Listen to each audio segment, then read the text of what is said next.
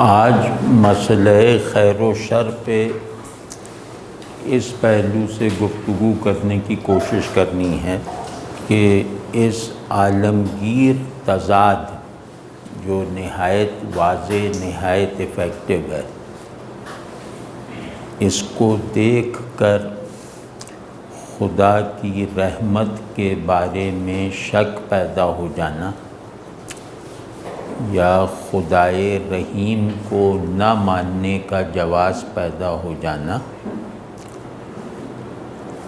اس کے موٹے موٹے اسباب کیا ہیں یا استدلال کیا ہے، اور اس استدلال کا دینی جو حتمی ہوگا، ظاہر ہے کہ دین ایک حتمیت کے ساتھ جواب دیتا ہے، اور عقلی یا نظری یا فکری یا فلسفیانہ جواب کیا ہے۔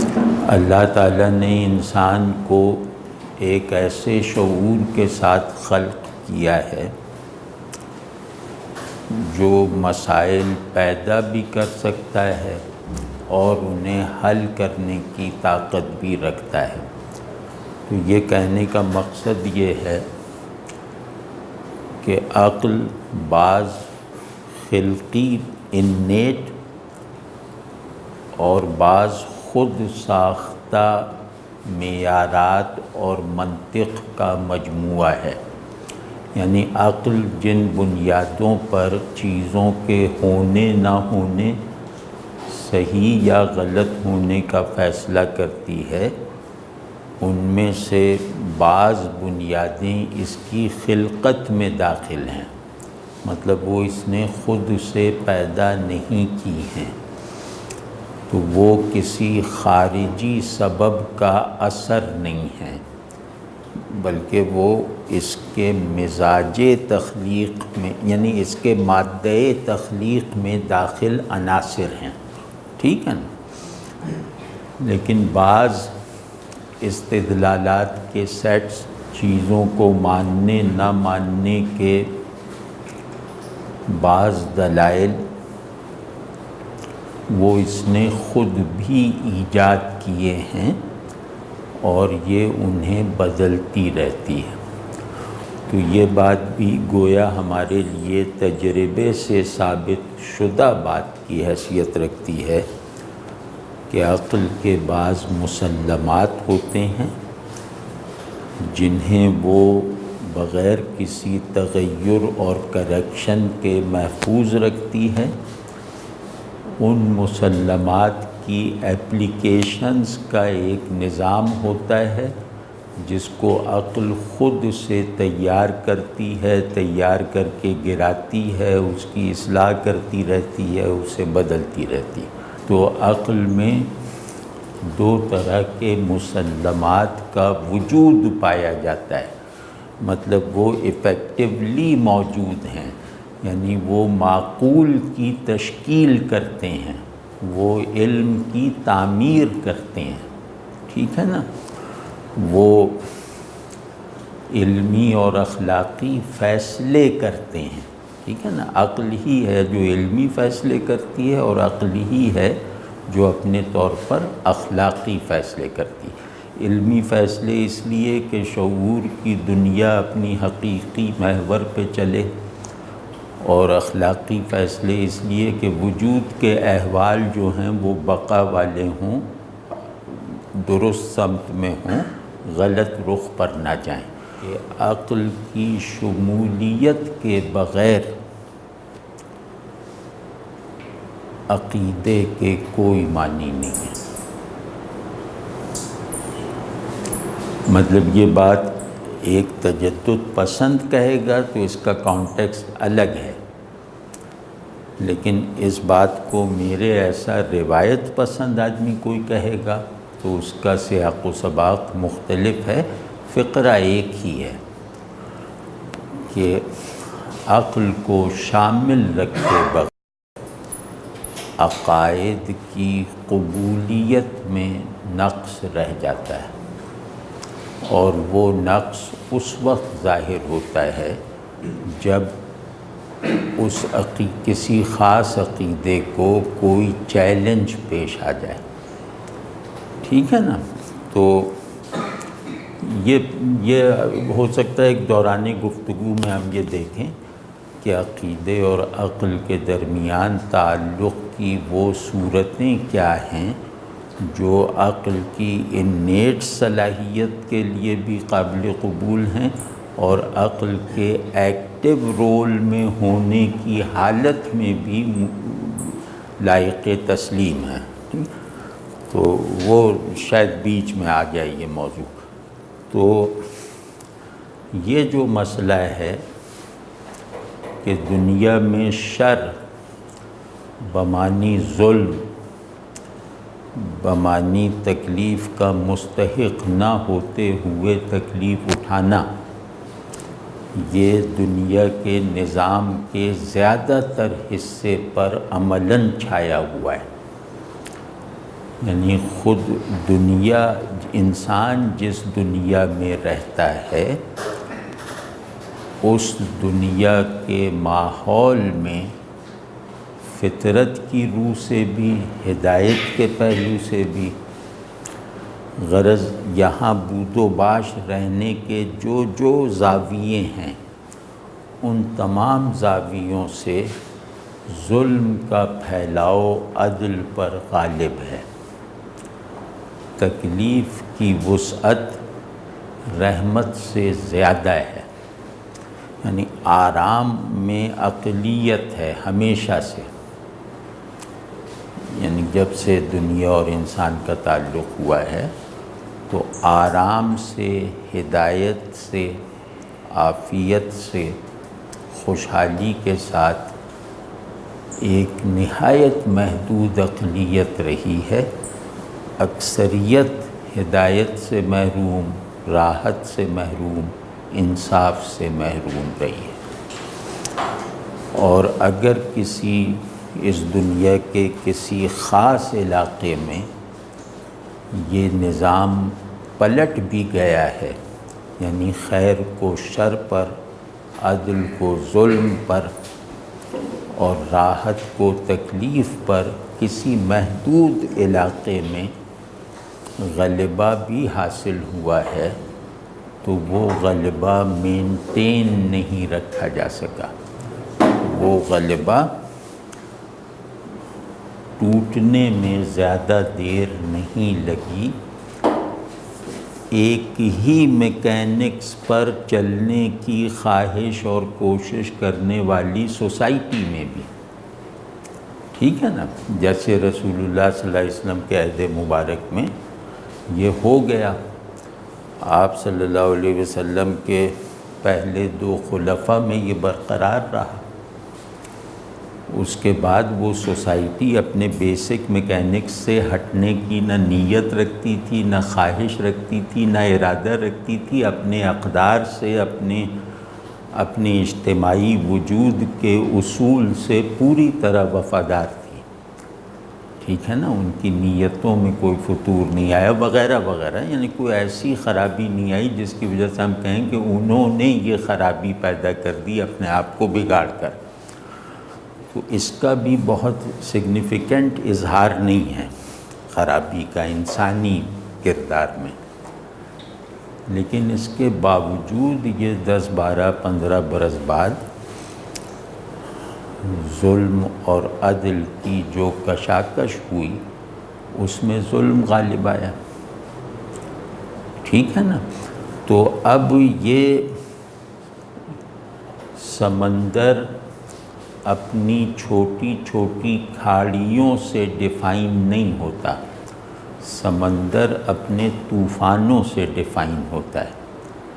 تو اگر ہم یہ کہیں کہ اس سمندر نے ہر چیز کو اپنی طغیانی کی زد پہ لے رکھا ہے، تو جواب دینے والا کچھ 500 گز کے ویران جزیروں کی تصویریں ہمیں بھیج کے کہے کہ نہیں سر یہ جزیرے بھی سمندر میں ہیں، انہیں تو نہیں ڈبویا، تو یہ جواب دینے کا مکارانہ انداز ہے، ٹھیک ہے نا، کیونکہ سوال میں بھی اس بات کا انکار پوشیدہ نہیں ہے کہ سمندر کے بھی 200-400 میٹرز کے ٹکڑے ایسے ہو سکتے ہیں جہاں خشکی پائی جائے، لیکن ہم ویران جزیروں کی تصویریں کھینچ کر سمندر کی مجموعی غضبناکی کا انکار کرنے کے وہم میں مبتلا ہو جاتے ہیں۔ ٹھیک، تو اب صورت یہ ہے کہ خیر کا آئیڈیل اور شر کا ایکچول اب جس دنیا میں ہم ہیں وہ ویران کھاڑی کی طرح ہے، خیر کا آئیڈیل، اور شر کا ایکچول غضبناک سمندر کی طرح ہے۔ اس کو دونوں کی تصویریں کھینچی جا سکتی ہیں۔ تو جو لوگ ناقابل بود و باش جزیروں کی تصویریں کھینچ کر مطمئن ہیں تو وہ بہت بڑے واہمے میں مبتلا ہیں۔ ان کو کاؤنٹر یہ کیا جاتا ہے کہ اس میں کوئی آبادی کیوں نہیں ہے، یعنی شر کا آئیڈیل محفوظ ہونے کے باوجود ایکچولائز کیوں نہیں ہو رہا، اور جس دنیا میں ہم رہ رہے ہیں اس میں خیر اور انصاف کے جو بھی مذہبی یا فطری آئیڈیلز ہیں وہ اپنی ایکچولائزیشن کے امکان سے روز بروز زیادہ سے زیادہ دور ہوتے چلے جا رہے ہیں۔ اب یہ وہ منظر ہے جس میں جس کی تکذیب کرنا اپنی جگہ جھوٹ ہے۔ تو اس صورتحال میں اس دنیا میں یہ سوال اٹھایا جا رہا ہے کہ یہ دنیا اللہ نے بنائی، انسان کو اللہ نے بنایا، تو اور دنیا میں اس دعوے کے ساتھ دنیا کا بنانے والا اپنے بارے میں یہ دعویٰ رکھتا ہے کہ میں احسن الخالقین ہوں، میں رحمان و رحیم ہوں، میں قادر مطلق ہوں۔ ٹھیک ہے نا، مطلب ان تین باتوں کو مانے بغیر اللہ کو ماننا ریشنل ہی نہیں ہے۔ دینی تو بعد میں رہا، یعنی عقل بھی اگر کوئی خدا تراشے گی، خدا ایک ہستی کی صورت میں، تو وہ ان تین اوصاف کا حامل ضرور ہو، کم از کم ان تین اوصاف کا حامل ضرور ہوگا۔ ٹھیک ہے نا، تو گویا یہ فطرت عقل میں رکھی ہوئی اوریجنل معرفت الہیہ کے اجزاء ہیں کہ وہ احسن الخالقین ہے، وہ قادر مطلق ہے، وہ رحمان و رحیم ہے۔ ٹھیک ہے نا، تو اور وہ انصاف کرنے والا ہے۔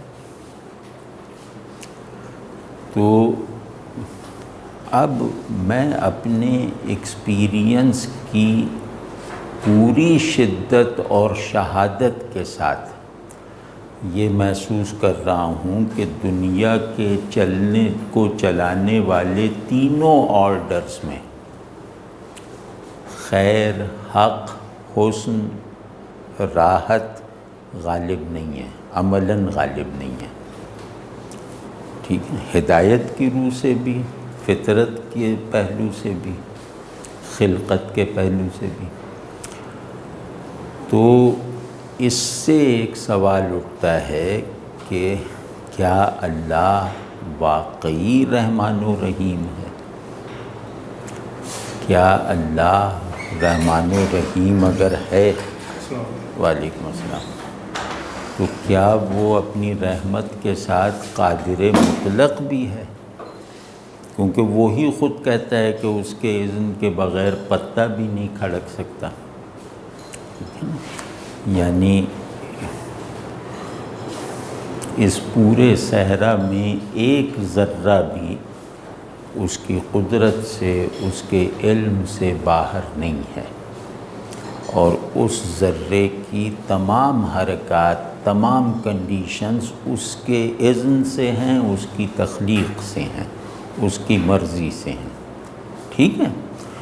تو ہم ایک گویا یہ سوال ہمیں ایسا لگتا ہے کہ جیسے ایک گنبد بیدر میں لے جا کے بند کر دیتا ہے۔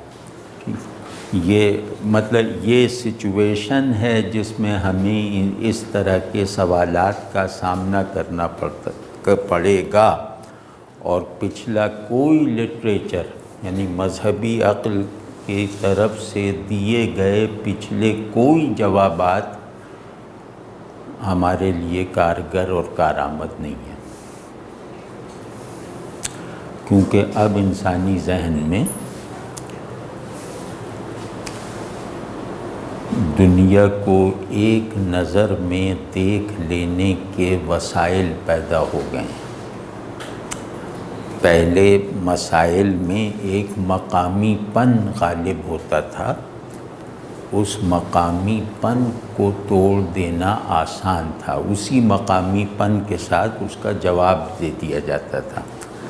لیکن اب انٹارکٹیکا کے کسی باشندے کے ذہن میں بھی جو سوال پیدا ہو جائے گا، وہ سوال ایک آفاقیت کا حامل ہوگا، اس سوال کی گونج پوری دنیا میں سنائی دے گی۔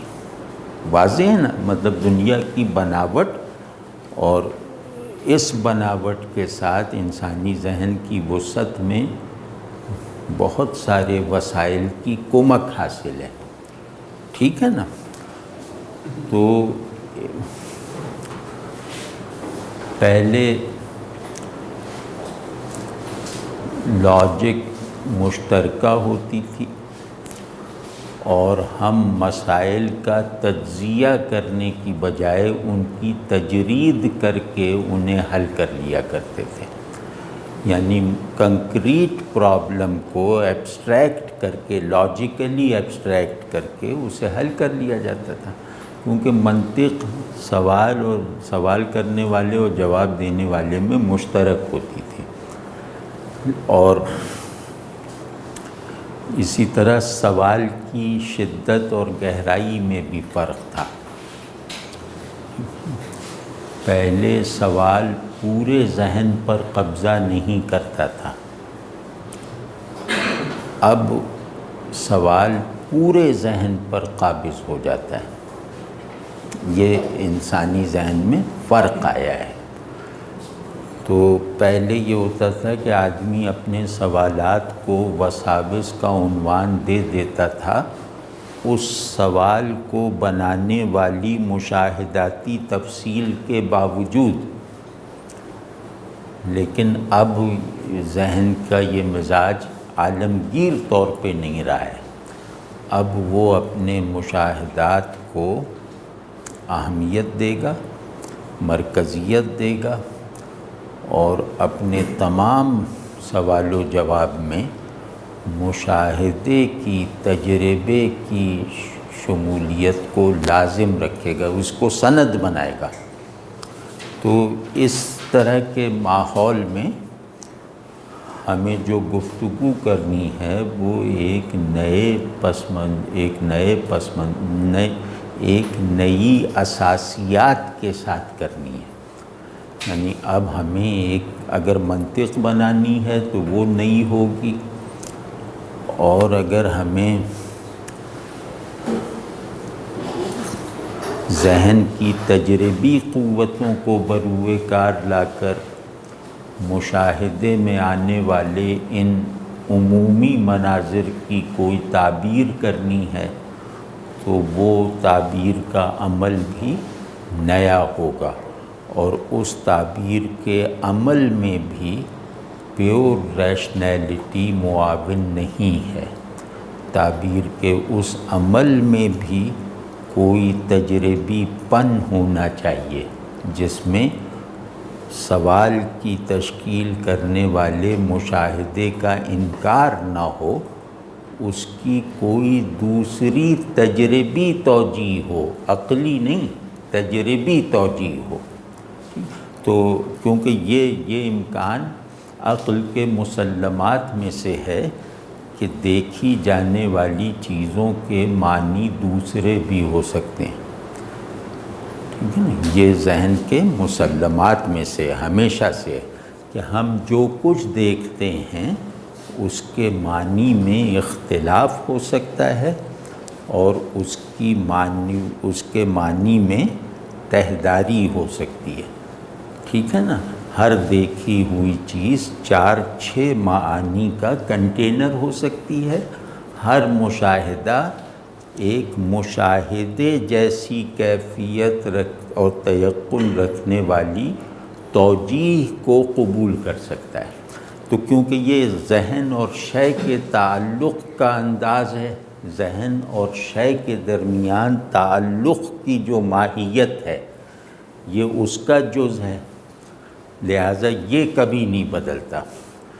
ذہن دیکھی ہوئی چیز کی توجیہ کرتا ہے اسی کیفیت کے ساتھ جس کیفیت سے وہ چیزوں کو دیکھتا ہے، اسی پلین پر جس پلین پر چیزیں نظر آ رہی ہیں۔ واضح ہے نہیں بات؟ تو ہمیں اس امتحان سے گزرنا ہے۔ میرا خیال ہے کہ اپنے کلامی مباحث بہت سنجیدگی سے، تکرار سے، غور کے ساتھ پڑھے ہیں۔ میں نے دوسری روایتوں کا مذہبی فلسفہ بھی اسی غور کے ساتھ پڑھا ہوا ہے، یعنی بڑی بڑی موٹی موٹی باتیں پڑھی ہوئی ہیں، اور میں اپنے ذہن کی پوری رغبت اور اپنی طبیعت کی ساری امنگ کے ساتھ خدا کو ماننے کے تجربے کے تسلسل میں رہتا ہوں۔ لیکن اس کے آپ سمجھ گئے نا، اس کے بعد یہ سوالات جو ہیں یہ میرے لیے بے معنی نہیں ہیں، بے اصل نہیں ہیں، بے بنیاد نہیں ہیں، تکلف نہیں ہے، ٹھیک ہے نا، تو اور محض وساوس نہیں ہے، ٹھیک ہے۔ تو ان کو اس طرح سنجیدگی سے ایک نئے جواب کے انتظار میں ڈالے رکھنے کی بجائے اس جواب کا اظہار کرنا چاہیے، یا اس جواب کی تعمیر کا عمل شروع کر دینا چاہیے۔ تو اس پہلو سے ہم انشاءاللہ اس کو شروع کریں۔ ایک بچہ ناقص الخلقت پیدا ہوتا ہے، یعنی پیدائشی طور پہ وہ ادھورا ہے، معذور ہے، اندھا ہے، ٹانگیں نہیں ہیں، ہاتھ نہیں ہے، کوئی بہت بڑی کمی اس میں ہے، اور اس کو عمر ملتی ہے 80 برس کی۔ تو یہ ایک تو یہ کہ وہ ناقص، احسن الخالقین نے ناقص کی خلقت میں یہ نقص کیسے؟ پہلا مرحلہ یہ ہے کہ بچے کا خدا نخواستہ اندھا پیدا ہونا، بہرا پیدا ہونا، کچھ اعضاء سے محروم پیدا ہونا، یہ خلقت کا نقص ہے یا کمال؟ ظاہر نقص ہے، تو اس کو جو بھی کہے گا وہ کہے گا ناقص الخلقت ہے، ٹھیک ہے نا۔ تو اس کا خالق خود کو احسن الخالقین کہہ رہا ہے کہ میری تخلیق میں کوئی عیب نہیں، کوئی نقص نہیں، کوئی رخنہ نہیں۔ ابھی مطلب نیچے سے چلتے ہیں، تو عام طور پہ خیر و شر کے مبحث میں مسئلہ تخلیق نہیں اٹھایا گیا کلاسیکل اس میں، تو ہم اس کو داخل کر رہے ہیں۔ تو ایک ناقص خلقت بچے کا خالق خود کو احسن الخالقین منوائے تو کیا ہم اس مشاہدے کے بعد اس کے احسن الخالقین ہونے پر یقین رکھنے کا کوئی روٹین کا ریشنل جواز رکھتے ہیں؟ اور جبکہ یہ بچہ 1 ارب میں 1 نہیں ہے، یہ اس طرح کے بچے تعداد میں کم از کم اتنے ہیں کہ ہر آدمی کے مشاہدے میں آئے ہوئے ہیں۔ تو جس تخلیق کو ہر آدمی نے دیکھ رکھا ہے، ہر آدمی کہے گا کہ ہاں میں نے معذور بچوں کو، ناقص الخلقت بچوں کو دیکھا ہوا ہے، تو اس کا مطلب ہے کہ وہ بہت ہی استثنائی حالت نہیں ہے، ٹھیک ہے نا؟ تو ناقص خلقت دینے والا،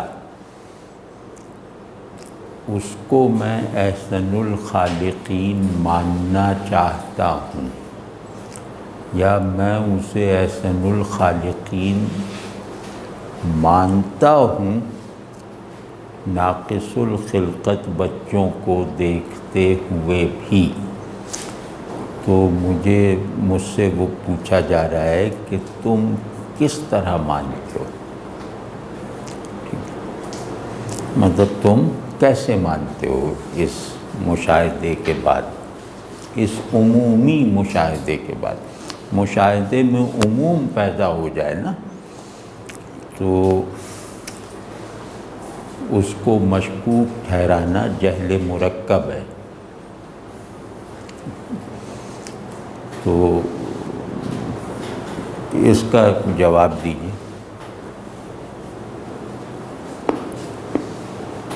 آرٹسٹ پینٹنگ بناتا ہے تو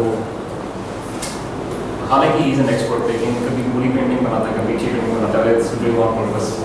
تو یہ کہہ سکتے ہیں کہ اگر وہ کوئی چیز پوری بنائی ہے it's on purpose even though he is capable of doing it، لیکن for some reason۔ ہاں ٹھیک ہے، یہ جواب بہت اچھا ہے کہ احسن الخالقین کو اکمل الخالقین کے معنی میں لینا چاہیے نا،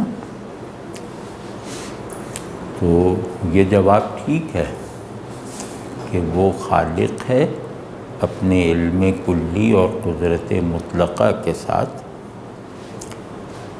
تو اس نے اگر ناقص الخلقت بچوں کو دنیا میں بھیجا ہے تو اس کا بھی کوئی مقصد ہوگا، اور وہ مقصد اگر ہمارے علم میں آ جائے تو ہم یہ سمجھیں گے کہ ایسا اس نے اپنی شان خلاقی کے ساتھ کیا ہے، شان خلاقی کو ایک طرف رکھ کر نہیں کیا ہے، یہ ارادی فعل ہے، اور ارادی فعل قدرت کو ثابت کر دیتا ہے، اور ذرا غور کرو تو حکمت کو بھی واضح کر دے گا، ٹھیک ہے نا؟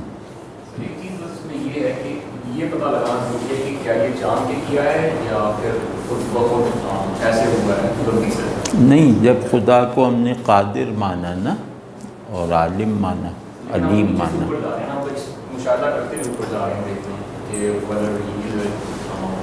ہم تو نیچے سے اوپر جا رہے ہیں، پہلے ہم مشاہدہ کریں گے اس کے بعد ہم نہیں، ہم یہاں سے اوپر جا رہے ہیں کہ یہ بچہ خدا کی مخلوق ہے، یعنی خدا کو تو مان کے چل رہے ہیں نا، اور خدا کو ماننے کے وہ جو 4 لوازم ہیں وہ بھی سامنے ہیں، ٹھیک ہے نا؟ تو ہم ابھی ادھر چیلنج نہیں کر رہے ہیں، ہم تو خدا کو ان 4 صفات کے ساتھ مان رہے ہیں، اور اب سوال اٹھا رہے ہیں ایک پہلو سے، اس کے احسن الخالقین ہونے کے پہلو سے، کہ ایسا بچہ اس نے ہی پیدا کیا ہے، اس میں ہمیں کوئی شبہ نہیں، اور وہ اس کی ہر تخلیق جان بوجھ کر اور ارادی ہے، اس کی قدرت کے تابع ہے، ٹھیک ہے نا؟ پھر ہر تخلیق اپنے نتیجے اور حال کے اعتبار سے اس کے علم میں بھی ہے، ٹھیک ہے نا؟ اور وہ خالق کی حیثیت سے بھی اپنی مخلوق سے ویسی ہی محبت رکھتا ہے، یعنی اپنی شان کے مطابق ویسی ہی محبت رکھتا ہے جیسی محبت ہمارے نارم میں داخل ہے آرٹسٹ اور اس کی تصویر کے درمیان۔ تو یہ سب چیزیں شبہات میں نہیں جا رہی، اصل شبہ اس بات پہ ہے کہ اس کے باوجود اسے احسن الخالقین ماننے کا کوئی فطری طور پر قابل قبول جواز کیا ہے، یعنی گھڑا ہوا جواز نہیں۔ جس طرح یہ مشاہدہ آپ کو دکھا رہا ہے اسی انداز سے آپ اس کے جواز کو دیکھ لیں۔ آپ سمجھیں نا، سوال کی سطح کو بدلنے پر راضی کیا جا سکتا ہے سوال کرنے والے کو، لیکن سوال کا ڈیٹا اگر مشاہدے اور تجربے پر ہو تو پھر اس سوال کی وجہ جو مشاہدہ بنا ہے تو آپ کے جواب میں بھی ویسی ہی مشاہدہ کی جا سکنے والی کیفیت ہونی چاہیے۔ تو وہ سوال کرنے والا کہہ رہا ہے کہ میں تو یہ تم بھی جانتے ہو، دیکھتے ہو، میں بھی دیکھتا ہوں، اب مجھے اپنی آنکھیں چھوڑنے پر مجبور نہ کرو، ٹھیک ہے نا؟ تو جواب کو سوال کا ہم قبیل ہونا چاہیے، تبھی وہ کنونسنگ ہوتا ہے، ورنہ وہ سوال کو فتح تو کر لے گا، سوال کو ختم نہیں کر سکتا۔ سوال کو دو طرح سے آپ فیس کرتے ہیں، یا تو اس کا تیا پانچا کر دیں، یا پھر یہ کہ آپ اس کو قائل کر کے اس فقرے پر سے سوالیہ نشان ہٹوا دیں، وہ خود مٹائے سوالیہ نشان۔ تو ہم تو اس کی کوشش کر رہے ہیں جناب۔ اس میں یہ ہو سکتا ہے کہ جس جو نئی ڈیفینیشن ہے جس کو معذور کہہ رہا ہوں، خالق کی ڈیفینیشن میں وہ معذور نہ ہو۔ نہیں، یہ نہیں ہو سکتا کہ جس چیز کو معذوری کہا جا رہا ہے، یعنی میں سمجھ رہا ہوں، تو یہ نہیں ہو سکتا کہ خالق اس کو معذوری نہ جانے، کیونکہ خالق ہی نے معذوری سے پاک مخلوق پیدا کی ہے، کچھ مخلوق معذوری کے ساتھ پیدا کی ہے۔ تو یہ تو ہو سکتا ہے کہ معذوری کے جو نتائج میں سمجھ رہا ہوں، معذوری کو جو ظلم سمجھ رہا ہوں، اس میں میری غلطی ہو سکتا ہے کہ یہ معذوری بھی اس کی رحمت کے منصوبوں کا ایک حصہ ہو، وہ بات کی باتیں ہیں، یہ جو ہو سکتا ہے۔ لیکن شے کے بیسک علم میں خالق اور مخلوق کا اختلاف نہیں ہے، شے کے حالیہ علم اور عنوان میں۔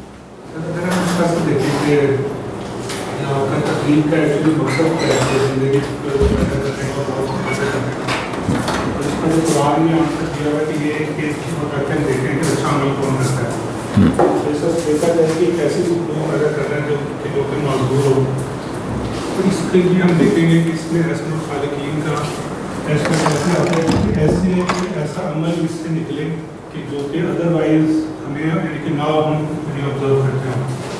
تو اگر ایک ایسا بچہ پیدا ہوتا ہے تو جو لوگ اس کے ارد گرد اس کے ساتھ ریئیکٹ کرتے ہیں، اس کا خیال رکھتے ہیں، حالانکہ انہیں کوئی عام کوئی بینیفٹ نہیں مل رہا، کوئی ہیلدی بچے سے کوئی بینیفٹ ملتا ہے لوگوں کو، وہ بھی نہیں ملا لیکن پھر بھی وہ اس کی مقابلت کر رہے ہیں۔ تو یہ ایک ایسا بیہیویئر ہے، یہ ایک ایسا عمل ہے جو کہ ادروائز ہمارے فائدے میں نہیں آئے گا۔ یہ صرف ایسے ہی کسی انسیڈنٹ کے کوئی ایسا واقعہ ہوگا تو اس کے رسپانس کے طور پر اس طرح کا عمل ہماری آبزرویشن میں ہے۔ یہ شاید اس کا مقصد اگر یہ مقصد ذہن میں رکھتے ہیں تو پھر اس پہ کوئی ایسا خالقین پھر بھی آپ کہہ سکتے ہیں کہ اصل مقصد یہ والا پورا یعنی کہ یہ والے رسپانسز کو پروڈیوس کرنا اصل مقصد تھا. اچھا، یہ والے رسپانس جو ہیں وہ ان کا مشاہدہ اتنا عام نہیں ہے. لیکن کچھ کیسز پھر تو ہے نا، کچھ اس میں مائنورٹی آف دا کیسز ہیں، صرف وہی یعنی ان لوگوں کو یعنی کہ تاکہ وہ لوگوں کو رک جائیں تھوڑا سا، تاکہ وہ ہائی لائٹ ہو رسپانس.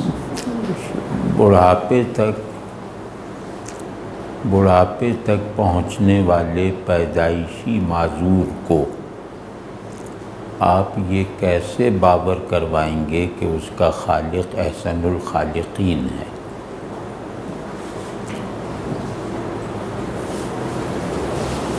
اس سے دیکھیں گے کہ آپ کے تھرو اللہ نے اوروں کو آزمایا ہے، آپ کے جو بولے ہیں ان کی آزمائی جو ہے آپ کے تھرو، اور آپ کو اس کا ایک اجر عظیم آپ سے ملے گا.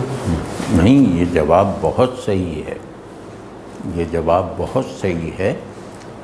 صرف اس جواب میں ایسی شدت اور تاثیر پیدا کرنی چاہیے کہ وہ سننے والے کے لیے گویا ایک متوازی مشاہدہ بن جائے. یعنی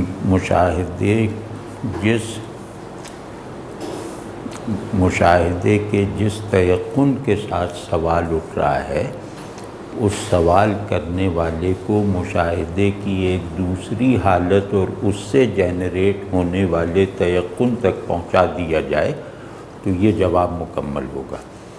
ٹھیک ہے نا؟ تو جواب یہ ہے، مثال طور پہ یہ جواب ہے کہ وہ احسن الخالقین ہے، وہ مدبر الامور ہے، وہ اس کے ہر فیصلے میں اس کی لامحدود حکمت کار فرما ہے، اس کے ہر عمل میں اس کی رحمت غالب ہے. یہ سب جوابات ٹھیک ہیں، لیکن یہ جوابات اس وقت تک رسمی جوابات ہیں جب تک ہم ان میں ایک مشاہداتی تاثیر نہ پیدا کرتے ہیں. جب ہم اللہ تعالیٰ کی یہ اسکیم آف تھنگس جو مشاہدے میں بلا ارادہ آ جاتی ہے، اور دوسری اسکیم آف تھنگس جو ارادہ کرو تو مشاہدے میں آتی ہے، جب تک ہم جواب کو اس سطح تک نہیں پہنچائیں گے یہ سوال اپنی جگہ نہیں چھوڑے گا. اب اصول ایک واضح ہوا نا کہ مشاہدات کے نتیجے میں اللہ پر شکوک کی آبیاری کرنے والے سوالات واقعاتی طور پہ بالکل درست ہوتے ہیں، ان کا انکار نہیں کیا جا سکتا. نہیں، ان کے واقعاتی ڈیٹا کا انکار نہیں کیا جا سکتا، کیونکہ اس میں ہم خود اس تجربے سے گزرے ہیں، وہ مشاہدہ خود ہمارا بھی ہے. لیکن یہ کہ اللہ کی خلقت یا اللہ کی دو اسکیمز آف تھنگس چل رہی ہیں اور دونوں کا مشاہدہ ممکن ہے، یا دونوں سے اس درجے کے تیقن کے ساتھ متعلق ہونا ممکن ہے جو درجہ تیقن مشاہدے کے نتیجے میں حاصل ہوتا ہے. ٹھیک ہے؟ تو اب فرق یہ ہے کہ یہ جو اسکیم آف تھنگس ہے یہ قابل مشاہدہ ہے بلا ارادہ. ٹھیک؟ دوسری جو اسکیم ہے وہ بھی قابل مشاہدہ ہے لیکن بالارادہ. تو اب سوال کرنے والے کے ارادے کو اس طرف راغب کرنا کہ وہ اپنے اندر اس مشاہدے کا ارادہ پیدا کر لے، یہ بڑا کام ہے. مجھے گویا یہ دکھا دینا چاہیے کہ دیکھو اللہ کی دوسری اسکیم آف تھنگس جو اس کی رحمت پہ چل رہی ہے وہ یہ ہے. رحمت کسے کہتے ہیں؟ کہ کل مرحوم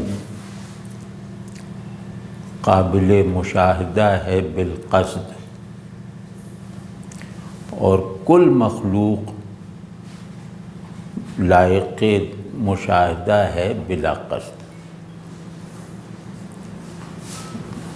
تو لیکن یہ تو اصول ہوئے نا، یہ تو جیسے کتاب میں اصول لکھ دیے، اب اس اصول کو عمل میں لانا ہے۔ اس سوال کے جواب میں جو آپ کہہ رہے ہیں اس کو ذہن کے لیے کنونسنگ اور ارادے کے لیے موٹیویٹنگ بنانا ہے، یہ بیان پیدا کرنا ہے۔ مولانا روم کے بقول آدمی آنکھ ہے،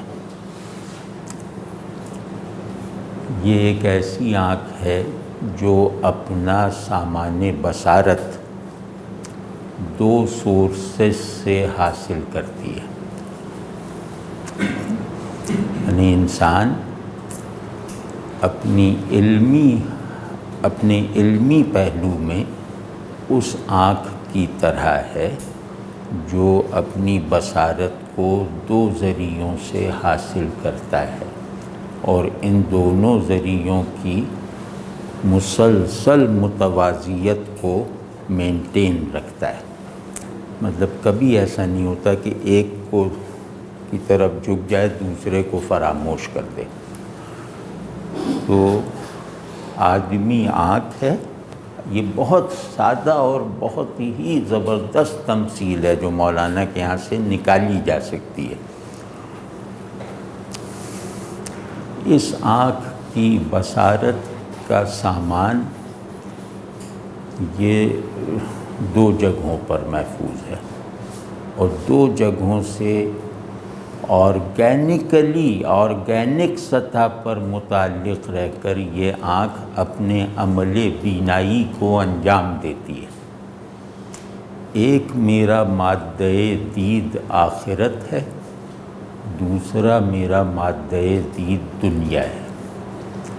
تو میں ہر چیز کو ان دونوں پرسپیکٹیوز کے کمبینیشن کے ساتھ دیکھ کر اسے ڈیفائن کروں گا، اس کے بارے میں کوئی فیصلہ کروں گا، اس کے علم کی تشکیل کروں گا، اس کا کوئی مصرف نکالوں گا۔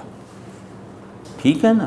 میں اور آپ انسان ہونے کی حیثیت سے اس بات کے مکلف ہیں کہ ان دو پرسپیکٹیوز کو ایک دوسرے سے مربوط رکھتے ہوئے ان کے اپنے اپنے درجے کے ساتھ چیزوں پر اپلائی کریں کہ ہم دنیا کی چیز کو آخرت کے نور سے دیکھیں، یہ ہماری ذمہ داری ہے۔ تو دنیا اگر شہود کی دید میں غیب مادہ بصارت نہیں ہے تو شہود کی دید بے اصل، بے معنی اور بے حقیقت ہے۔ یہ اصول ہے۔ اب اس اصول کو ہم طرح طرح کے زاویوں سے یا تمام ڈسپلنز آف نالج سے ثابت کر سکتے ہیں کہ اگر غیب مادہ بصارت نہیں ہے تو شہود کا تجربہ شعور میں کوئی جگہ بنا ہی نہیں سکتا۔ تو شعور کہتا کیا ہے کہ غیب اصل ہے، شہود اس کی فرع ہے، غیب حقیقی ہے، شہود اعتباری ہے، وغیرہ وغیرہ۔ اس کے کئی انداز ہیں جو ہر علم کی اصطلاحوں کی تبدیلی کے باوجود ایک ہی بات ایکسپریس کر رہے ہیں۔ ٹھیک ہے نا؟ علم کہتے ہی ہیں غیب پر غیر متزلزل یقین، اور شہود کو یقینی بنانے کی مسلسل کوشش، یعنی شہود کو غیب سے متعلق رکھنے کی، اس سے مناسب رکھنے کی مسلسل کاوش۔ یہ علم ہے، یہ علم چاہے سیکولر ہو چاہے ریلیجس ہو۔ تو سیکولر ذہن کا غیب خلا ہے، ریلیجس ذہن کا غیب خدا کا گھر ہے۔ ٹھیک ہے نا؟ لیکن یہ غیاب جو ہے یہ مادہ شعور ہے، مادہ علم ہے، مادہ دید ہے۔ تو اس پہلو سے جیسے اس کو دیکھیں کہ یہ شہود میں ناقص الخلقت ہے، لیکن یہ کہ اگر میں اپنے اس کو دیکھنے کے عمل میں اپنے دوسرے ماخذ بینائی کو استعمال کرتا تو اسے ناقص الخلقت نہ کہتا، یا اس مادہ بینائی سے مجھے اس ناقص الخلقت بچے میں بھی اس کے احسن الخالقین ہونے کی ایک نئی جہت جو ہے وہ سامنے آ جاتی۔ لیکن پھر کہہ رہا ہوں کہ یہ سب جوابات جو ہیں یہ جواب دینے والے کی تسلی کرتے ہیں، یا اسے حالت اعتماد میں لاتے ہیں، یا اسے اپنا ایمان بچانے میں مدد فراہم کرتے ہیں۔ لیکن یہ پھر بھی سوال کرنے والے کو پر کچھ اور طرح سے بھی زور لگانا چاہیے، جس میں جھوٹ نہ ہو، جس میں چالاکی نہ ہو، جس میں ضد نہ ہو، جس میں تحکم نہ ہو۔